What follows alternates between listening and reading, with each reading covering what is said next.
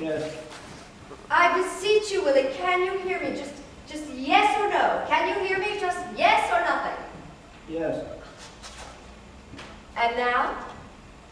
Yes. And now? Yes.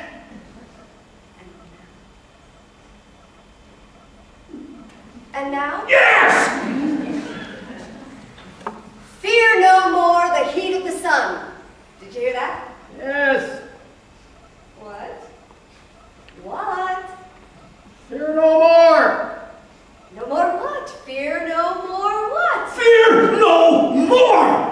Bless you, Willie. I do appreciate your goodness. I know what an effort it costs you. Now you may lie back and relax. I shall not trouble you again unless I am obliged to. By that I mean unless I come to the end of my own resources, which is most unlikely. Just to know, in theory, you can hear me, even though in fact you don't, is all I need. Just to feel you there within earshot and conceivably on the qui-vive is all I ask, not to say anything I would not wish you to hear, nor liable to cause you any pain, not to be just babbling away on trust, as it were, not knowing and something gnawing at me. Doubt. Key.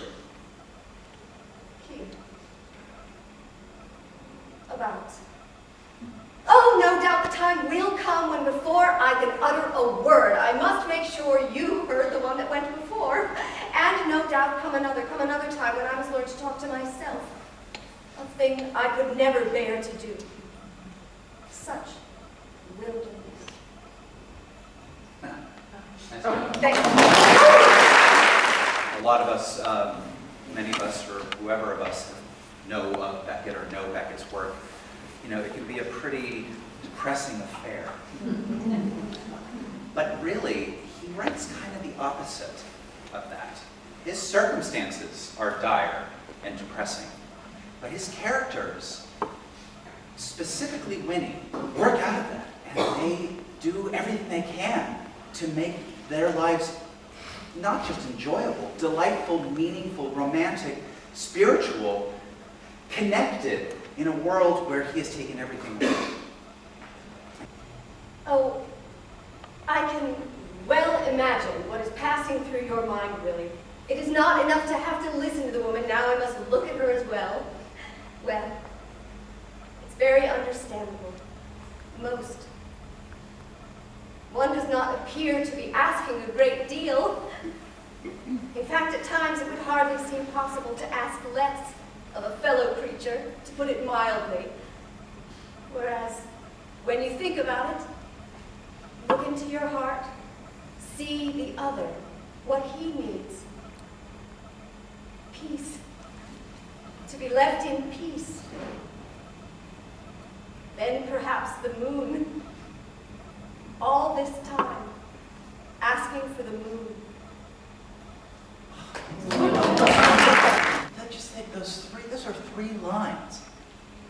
And it encapsulates the entirety of what someone may be feeling in a relationship where the other person has.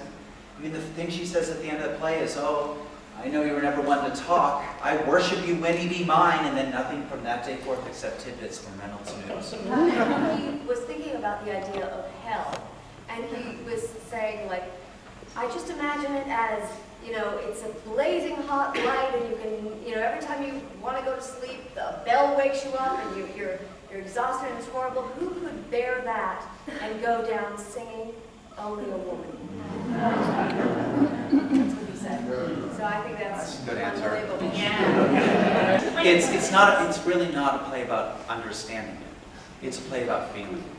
You know, and that's where I'm coming from, because I'm not interested in notating every moment. And you know that, you know, you may not recognize 90% of, I mean, Fear No More, that's even some maybe one of the more famous quotes she pulls out of her. She pulls quotes that you have to go to, like Keats, Herrick. Herrick. I didn't even know who Herrick was.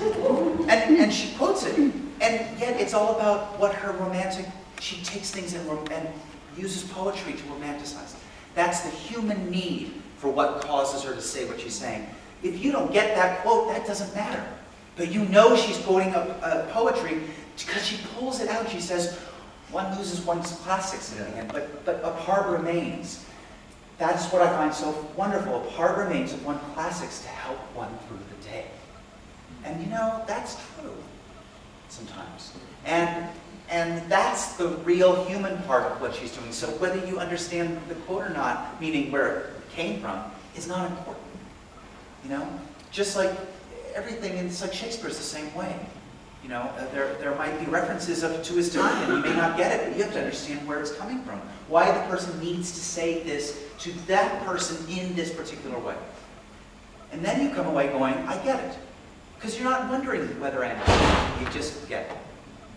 And that's what you do when you strive for immediacy. When you say you're a theater that tries to be immediate with the work, you better show up and do it. Or it's just phony. And Beckett won't let you get away with it.